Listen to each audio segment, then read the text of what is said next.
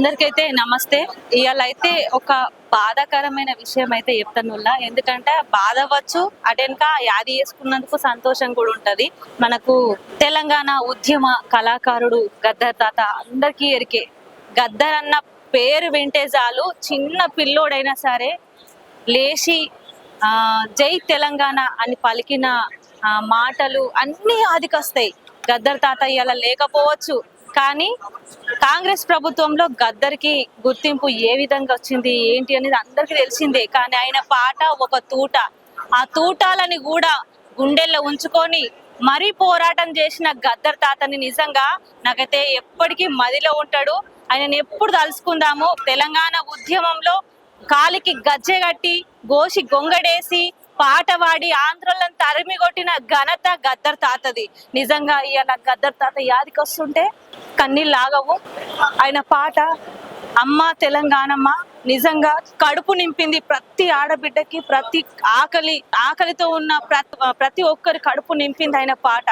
అంత ఘన చరిత్ర ఉన్న గద్దర్ తాత మన మధ్యలో లేనందుకు నిజంగా బాధాకరం. కానీ ఇవాళ నాకైతే ఒక సంతోషం, ఒక ఆనందం ఏందంటే ఒకటేసారి నేను గద్దర్ తాతను చూసినంత ఆనందం కలిగింది.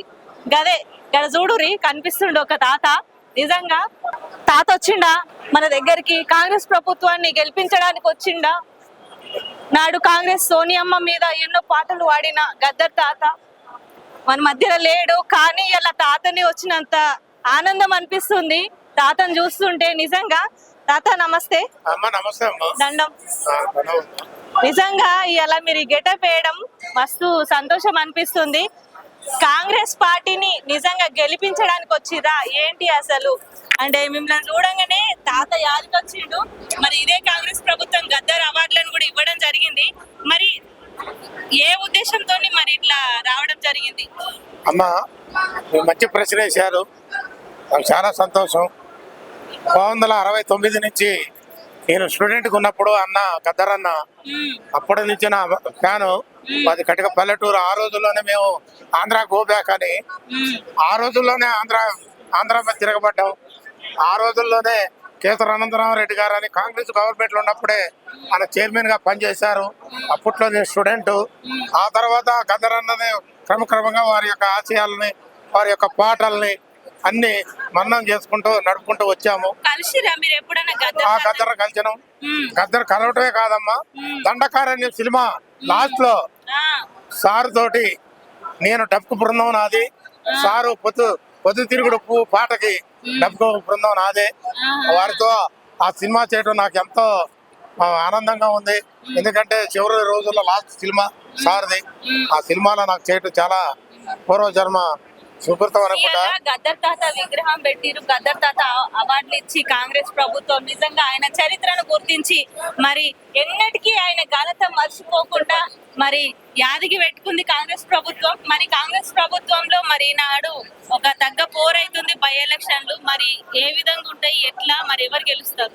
అయితే ఒకటమ్మా నీకు చెప్పాలా, ఎందుకంటే సమయం నువ్వు అడిగా కాబట్టి నేను చెప్తున్నాను. గద్దర్ గారు ఆ రోజు దొరల గడిల గురించి, మరి అడవుల్లో ఉన్న గోండ్రు కోయ వాళ్ళ అనాది అడవుల గురించి, వాళ్ళ గురించి ఆటపాటతో వాళ్ళ చైతన్యం చేసి కార్మిక వర్గాన్ని, కర్షక వర్గాన్ని, మన రైతుల్ని, కూలీలని వాళ్ళ చైతన్యం చేసుకుంటూ వచ్చాడు. దొరల గడిలు పోయినాయి, ఇవాళ ప్రజాపాలన పరిస్థితి తాగా వచ్చింది. ఇవాళ అడవుల్లో ఉంటే పరిష్కారం కాదు. మరి అంబేద్కర్ వాదాన్ని తీసుకొని, అంబేద్కర్ వాదం మంచిదని జనంలోకి వెళ్ళి జనాన్ని చైతన్యం చేసి ఓట్ల ద్వారాగా ప్రజాస్వామ్యాన్ని నిలబెట్టాలి, ప్రజల చైతన్యవంతులు చేయాలి. కళాకారులు కాడ పోటీ చేయొచ్చు, కళాకారుల ద్వారాగా ఆటపాట ద్వారాగా కాడ చైతన్యం చేయొచ్చు అనే ఆ భావంతో మరి ఆ రోజు సోనియా గాంధీ గారి దగ్గరికి వెళ్ళి, అదేవిధంగా రాహుల్ గాంధీ గారు, అదేవిధంగా రేవంత్ రెడ్డి గారు వారి నాయకత్వంలో మరి గద్దర్ అన్న పోయి కలవటం జరిగింది. మరి అంబేద్కర్ వాదాన్ని తీసుకున్న తర్వాత మాకాడ కళాకారులకు ఒక సందేశం ఇచ్చిండు. ఏమన్నాడు, కళాకారులారా మనం మొన్నటిదాకా దొరల గడియ చేసాము, ఈరోజు ప్రజాపాలన మీద మన ఇక నుంచి హత్యా రాజకీయాలు వద్దు, తుపాకీతో వద్దు, మన మాటలతోటి చేతలతోటి ప్రజల చైతన్యవంతం చేయాలి. కావాలంటే మనకు ఒక అండ, మన పార్టీ అండ ద్వారాగా కళాకారులుగా కాంగ్రెస్ పార్టీ, సోనియా గాంధీ, మరి రాహుల్ గాంధీ మరి రేవంత్ రెడ్డి గారు వారి నాయకత్వంలో గద్దరన్న మరి వాళ్ళ దగ్గర పోవటం, వాళ్ళ వినోదం తీసుకోవటం, మీరు మీడియా మిత్రులు మీరు చూశారు, అన్ని చూసుకుంటూ వస్తూనే ఉన్నారు. వారి యొక్క ఆశయాలని పుణుకుపుచ్చుకొని మరి మలిదశ ఉద్యమప్పుడు కూడా అన్న లాస్ట్ తెలంగాణ వచ్చే వరకు ఆ రోజు కోదండరావు గారు కానీ అదే విధంగా గద్దరన్నను కానీ మరి వాళ్ళు ముందుండి నడిపి తెలంగాణ వచ్చిందాకా 6 రోజులు కష్టపడి ధూమ్ధామ్ కార్యక్రమాలు పెట్టి తెలంగాణ జిల్లాలు తిరిగి మరి చేసుకొచ్చిన గద్దరన్న ఆనాడు నిజంగా కడీల పాలనని బద్దలు కొట్టి గద్దె దింపింది గద్దర్ తాత పాట. మరి ఆయన పాటల్లో మీకు ఏ పాట బలంగా అనిపిస్తుంది? ఆయన గడీలలోది ఒక పాట, దొరల పెత్తన ముద్దురు దొర గడీలతో మన వినబుద్ధురు. ఆ మాటలు వింటే మన పేదవాళ్ల బతుకులు రోడ్డు పాలవుతారు అని ఆ రోజు నినాదం ఎత్తుకున్నాడు. మళ్ళా మలిదశ ఉద్యమం అప్పుడు కాడ పొడుతున్న పొద్దు మీద పాట, మరి ఆయన పొడుతున్న పొద్దు మీద నడుతున్న కాలమా కోరు తెలంగాణమా, పొడుతున్న పొద్దు మీద నడుస్తున్న కాలమా కోరు తెలంగాణమా.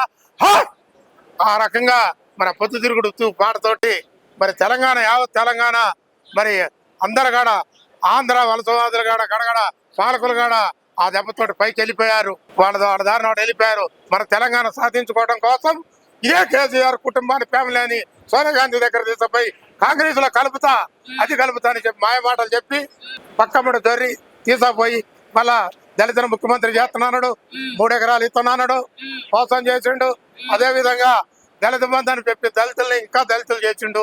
బీసీ వర్గాల్ని పట్టించుకోలేదు. మరి ఎన్నో మరి విధ్వంసాలు చేసి ఇలా రాష్ట్ర పరిపాలన ఎలా ఉన్నది, ఎంత దారుణంగా ఉన్నది, మొత్తం ఉన్నదంతా గుంజుకొని సంచులు నింపుకొని అవతల పడరు. వాళ్ళ కుటుంబంలో ఎవరంటే ఉద్యోగాలు వచ్చింది, ఇంటింటికి ఉద్యోగం అన్నాడు, ఎవరికి ఇచ్చారండి? వాళ్ళ కుటుంబానికి 4గురికే వచ్చింది ఉద్యోగం. కాంగ్రెస్ పార్టీ ఖచ్చితంగా బలంగా బలపడుతుంది అంటారా? గెలుస్తాడా ఇక్కడ నవీన్ అన్న? రైట్, ఓకే అమ్మా, మంచి ప్రశ్న. నవీన్ అన్న కోసం ఆడికే వస్తున్నాం. ఎందుకంటే గతం చాలా మంది ఇది కుదరదు నవీన్ అన్న ఎలా. ఎందుకు మేము ఉద్యమకారులము, మా ఉమ్మడి ఖమ్మం జిల్లా ఉద్యమకారులము, కళాకారులము, కవులము అందరు కూడా ఇవాళ అందరూ దరిదాపు ఒక 80-90 మంది దాకా ఇక్కడికి వచ్చి నవీన్ అన్నను గెలిపించుకోవాలి. ఇంకా అనేక బీసీ సంఘాలు, ఇంకా వేరే సంఘాలు కూడా బీసీ వర్గాలు మా బీసీ బిడ్డను గెలిపించుకోవాలి.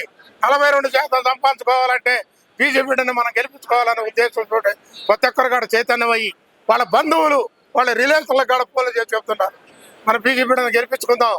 మరి అందులో బడుగు బలహీన వర్గాలకు చాలా మరి మేలు చేసుకుంటూ వస్తున్న వ్యక్తి మన బీసీ బిడ్డ. వాళ్ళు ఎన్నో దుర్ప్రచారాలు చేస్తున్నారు నవీన్ అన్న మీద, అవన్నీ తప్పు. వాళ్ళు చేసేవన్నీ ఏమి లేదు. వాడు దుర్ప్రచారం చేసి ఇంకా ఏదో జనాలు మోసం చేయడానికి ప్రయత్నం చేస్తున్నారు. ఇలా జనం పిచ్చోడు కాదు, ఇలా కొత్త చదువుకుని ఎడ్యుకేటెడ్ ఉన్నారు, పిల్లలు కూడా అందరు కూడా ఎడ్యుకేటెడ్ అవుతున్నారు. మోసం చేసినవు ఇలా ప్రతి ఒక్కరు తెలుసు. ఇలా కాళేశ్వరం మీద కానీ ఇలా తీసుకొచ్చి సెక్రటరీ మీద కానీ అనేక నువ్వు టెండర్లు పెట్టేసి నువ్వు టెండర్లు ఎంత తీసుకున్నావు అనేది ఇవాళంతా గవర్నమెంట్ చూసుకుంటే ఉన్నది. ఇవాళ నవీన్ యాదవ్ గెలుపు కోసము రేవంత్ రెడ్డి గారి నాయకత్వంలో, అదేవిధంగా మా ఉమ్మడి ఖమ్మం జిల్లాలో ముగ్గురు బట్టి గారు కానీ శ్రీనివాస్ రెడ్డి గారు కానీ మరి అదేవిధంగా మన అన్న కానీ బట్టి గారు కానీ అందరు కూడా వాళ్ళ ముగ్గురు మంత్రులు కూడా తుమ్మల నాగేశ్వరరావు గారు కానీ మాకు వాళ్ళ ఆదేశాల మేరకు మా జిల్లా నుంచి కూడా మేము ఇక్కడ గెలిపించుకోవాలా, యాదవ్ అన్నను గెలిపించుకోవాలి అన్న ఉద్దేశంతో మా రిలేషన్ ద్వారా ఇప్పటికీ 2 రోజులు అయింది. ఇంకా ఇవాళ రేపు ఉండి అన్న గెలిపించు, ఇంకా మెజార్టీ 50,000 మెజార్టీ కాదు, ఇంకా మెజార్టీ రావాలని మా కోరిక.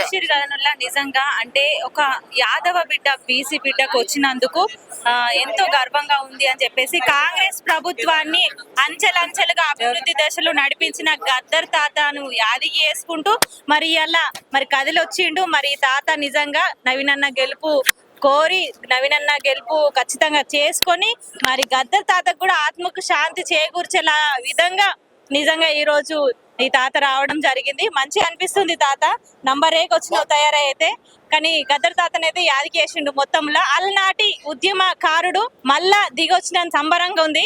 లైక్ చేయండి, షేర్ చేయండి, సబ్స్క్రైబ్ చేయండి. మరిన్ని వీడియోల కోసం బెల్ సింబల్ పై క్లిక్ చేయండి.